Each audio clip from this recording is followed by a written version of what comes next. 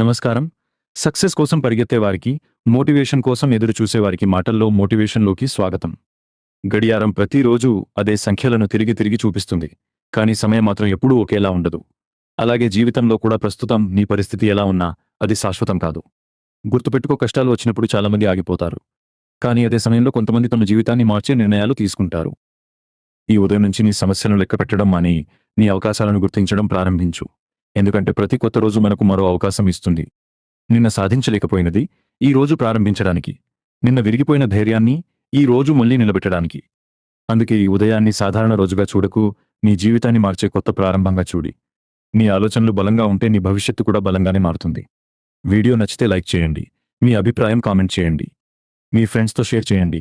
ఇంకా ఇలాంటి మోటివేషన్ వీడియోల కోసం ఫాలో అండ్ సబ్స్క్రైబ్ చేయండి. ధన్యవాదాలు.